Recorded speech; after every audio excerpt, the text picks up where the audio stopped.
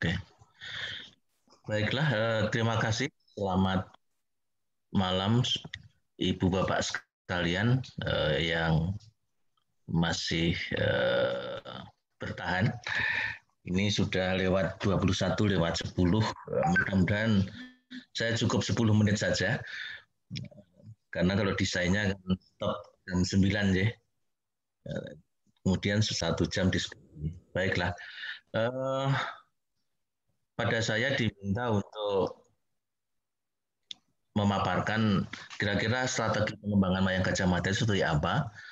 Sebenarnya Mas Rudi tadi beberapa bagian sudah menyinggung soal itu, tapi baiklah.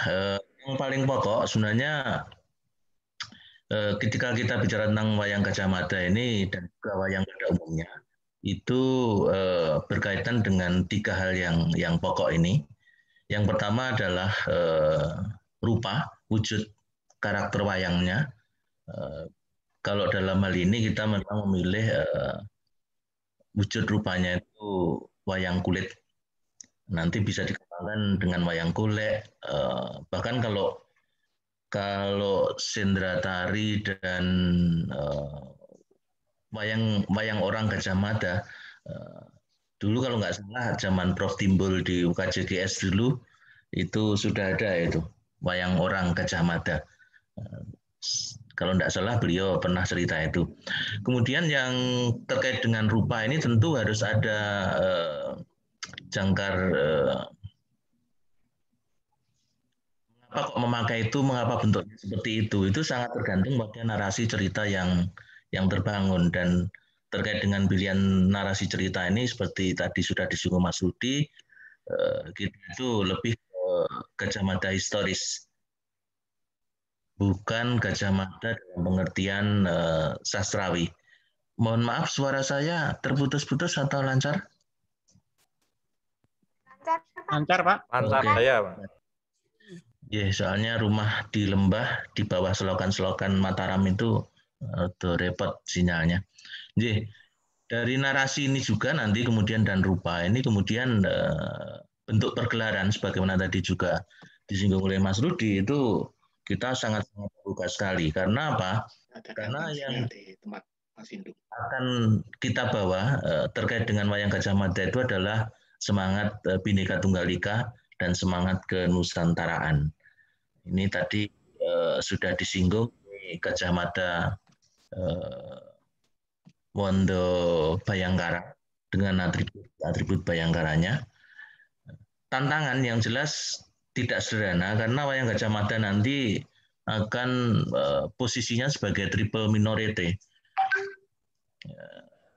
Di antara narasi, di antara wujud rupa saja, saya yakin sekali Ibu Bapak sekalian yang kebetulan katakanlah tidak terlalu selama ini tidak terlalu bersinggungan dengan wayang itu mungkin baru pertama menonton.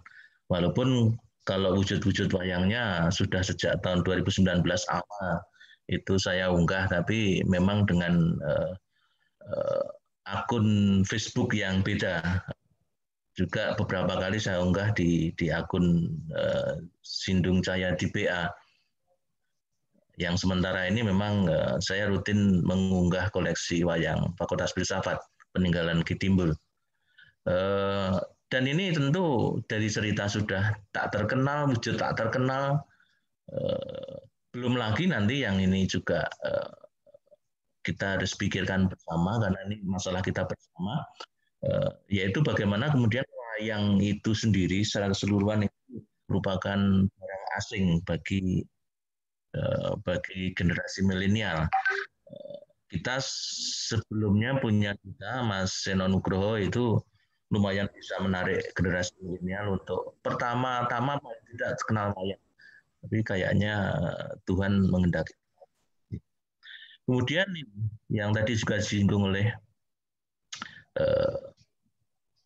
ini belum ya. Yang terkait dengan pelajaran sejarah yang sejak reformasi itu termarginalisasi. Dan ini memang terkait dengan efek trauma ideologis Orde Baru yang sangat stigmatik terhadap katakanlah peristiwa 65.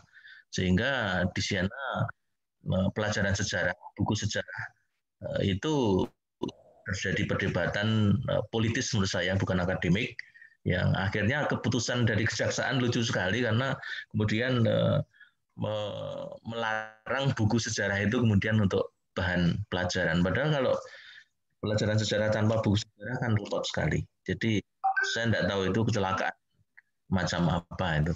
Kemudian juga ini tadi sudah disinggung Mas Rudi juga ada kepentingan politik identitas. Dan ini dikembangkan narasi historis yang ahistoris.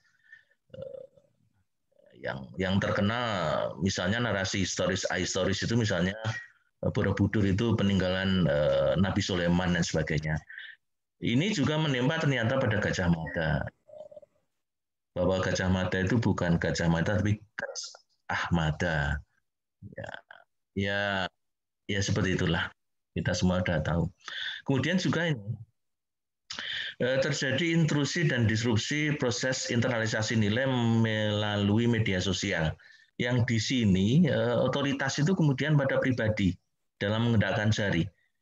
Dan yang berlaku kemudian adalah hukum-hukum psikologi komunikasi visual. Sampai kemudian wayang pun yang relatif dipilih dan disaksikan oleh netizen itu biasanya wayang format TikTok dalam format video yang pendek-pendek. Lebih-lebih kemudian kalau itu menampilkan kelucuan dan sebagainya. Dan ketika harus berhadapan seperti itu, wayang harus menjawab tantangan ini dengan baik nantinya. Kemudian ini yang kita rasakan sekali, walaupun ada undang-undang pemajuan kebudayaan, lumayan itu.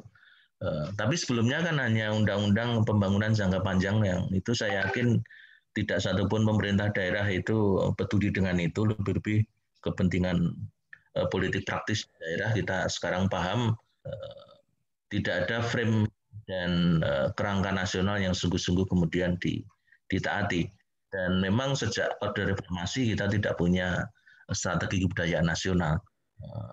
Makanya penanda zamannya kan kemudian Mas Didi Kempot dengan ambiarnya itu, dan kita memang ambiar benar. Oke. Ini Gajah Mada tadi Wondo Senopati. Kemudian peluangnya apa terkait dengan pengembangan wayang Gajah Mada? Tadi juga disinggung bahwa ini iklim penciptaan di masa pandemi ini justru luar biasa karena orang kemudian cenderung di rumah, main HP pun kan ada batasnya sehingga kemudian di situ muncul kreativitas dan disitulah sebenarnya nanti aktualisasi diri juga menguat. Kemudian juga mulai muncul dan menguat sebagai konsekuensi keterbukaan dunia maya, kajian-kajian historis dari berbagai genre kajian. Dan memang ini saling berbenturan, saling bertubrukan. Tapi saya percaya kodrat internet itu sendiri dengan keterbukaannya, dengan demokrasi itu nanti mengantar pada rasionalitas, mengantar pada nalar. Kecuali memang kita juga menemukan ternyata ada juga gejala pengerasan diri.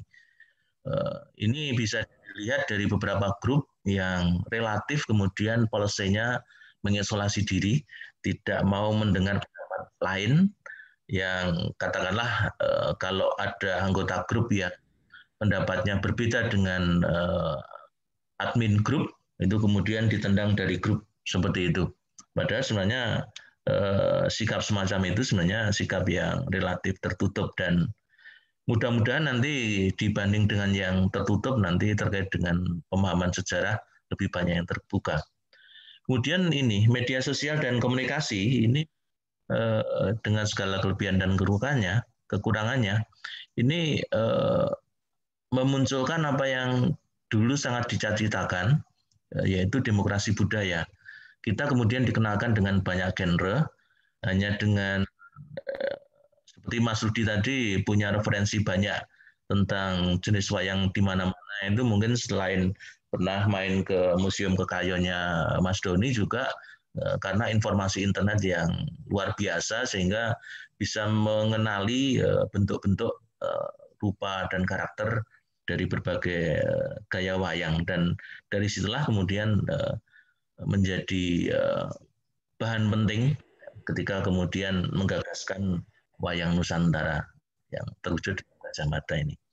Kemudian ini pemajuan kebudayaan ini uang karena sebelumnya kita tidak punya pegangan bagaimana terkait dengan pengelolaan kebudayaan. Kemudian oleh Pak Iman Farid nomor 5 nomor 5 tahun 2017 ini kemudian di-push dan kemudian oleh Pak Jokowi juga oleh DPR kemudian disahkan. Dan walaupun karena ini undang-undang yang sudah sangat tua sebenarnya, pengusulannya itu 82 kalau tidak salah. Dulu rancangannya itu undang-undang kebudayaan namanya. Tapi kemudian dalam kebudayaan itu di dunia persilatan akademis itu tidak juga menimbulkan penyatuan, malah kemudian selalu ambiar. Akhirnya kemudian sudah bukan kebudayaannya, tapi apapun lah. Yang penting kemudian ada sarana untuk memajukan kebudayaan. Kemudian peluang juga ini dapat komunitas-komunitas berasal dari elemen kampus, luar kampus, bisa sanggar atau Pemda maupun gabungan yang memiliki perhatian dan semuanya untuk mengembangkan rupa, narasi, dan budaya wayang Gajah Mada. Di tahun 2019, tahun 2020 ini ada beberapa, ada yang dari Mojokerto, kemudian kemarin itu di Malang itu juga ada pertunjukan wayang, walaupun narasinya lebih mengambil kalau di Malang kemarin itu Arok, tapi kalau Gajah Mada itu juga oleh dosen ISI Solo kalau tidak salah, itu dikembangkan juga wayang Gajah Mada dengan corak dan pendekatan dan tafsir yang berbeda dengan yang dikembangkan oleh kita. Ini Mahapatih. Oke, strategi pengembangannya apa? Sederhana. Kalau aspek rupa ini nanti mungkin bisa diorganisasi workshop pembuatan wayang Gajah Mada. Ini bisa dengan berbagai level. Misalnya untuk anak-anak itu nanti ada lomba mewarnai wayang, tapi wayang Gajah Mada. Kemudian bisa juga next level itu membuatnya dari kardus dan seterusnya dan seterusnya. Dan untuk misalnya yang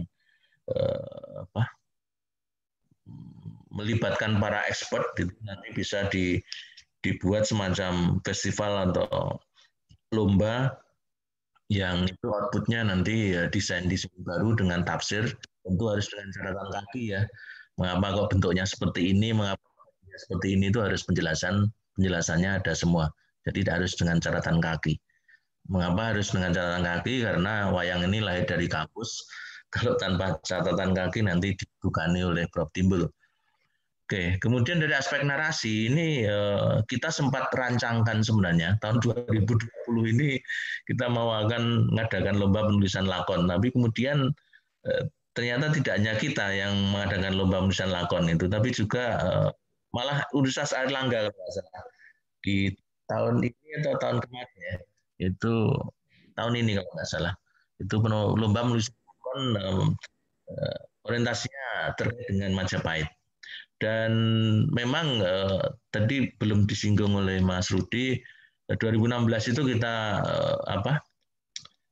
rasan-rasan itu karena pertama ketika itu sudah lahir wayang Airlangga.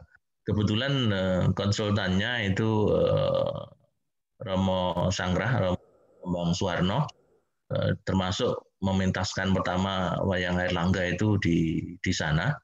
Dan kemudian kita baru menyadari bahwa ada lubang dalam rangkaian sejarah dalam tanda petik, rangkaian narasi sejarah, yaitu Airlangga, kemudian malah Kediri, Mojopahit, Kediri, Singosari, Mojopahit itu ternyata relatif belum digarap dengan optimal. Makanya kemudian pilihan kita ya sudah, Erlangga sudah dikerjakan oleh UNER, kita kerjakan yang Gajah Mada. Sangat-sangat pragmatis, dan itu saya kira dengan keterbatasan kita. Dan rencananya nanti sementara ini wayang Gajah Mada sudah berhasil dibuat sekitar 70 figur, baik itu tokoh-tokoh Majapahit, kemudian ada beberapa tokoh Singosari akhir, Kertanegara, kemudian patihnya Ki Patih Regonoto, kemudian tokoh-tokoh yang kemudian Jaya Katwang juga, Kediri ada, kemudian juga yang sudah jadi itu pasukan Galuh. Pasukan Galuh sempat terjadi perdebatan, kalau kita mengikuti kaidah penciptaan wayang klasik, itu kan biasanya yang lain, yang asing itu dibuat prenges, pokoknya kelihatan jahat. Nah, kita terkait dengan kerajaan Galuh Sunda, kita buat pilihan lain. Jadi pilihannya modelnya model seperti Ndorowati. Jadi itu. Jadi halus. Nanti Mas Rudi mungkin kalau dibawakan, sebagian wayang ini sedang posisi di Solo, karena rencana ada rekaman oleh Pak Bambang Suwarno untuk salah satu. Yang lainnya itu kotaknya itu ada di, sementara ini kami simpan di Fakultas Filsafat. Nanti kalau momentumnya tepat, itu nanti akan kita serahkan ke universitas. Tapi semoga nanti ketika diserahkan itu memang ada tempat yang layak untuk menyimpan itu. Karena wayang kalau tidak disimpan dengan baik itu berbahaya, karena UGM itu di beberapa titik itu rayapnya ganas-ganas.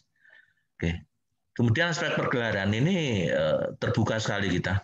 Makanya harapan kita juga nanti ada wayang Balaputra Dewa lah, misalnya seperti itu, yang dikembangkan oleh Unsri misalnya, wayang Siliwangi dan sebagainya. Yang di situ nanti memperkuat kesadaran historisitas dan kenusantaraan kita. Harapannya seperti itu. Oke. Ini Gajah Mada Wondo Mukso, Amukti Mukso tadi. Oke, terima kasih. Tiada tradisi tanpa kreasi. Matur nuwun.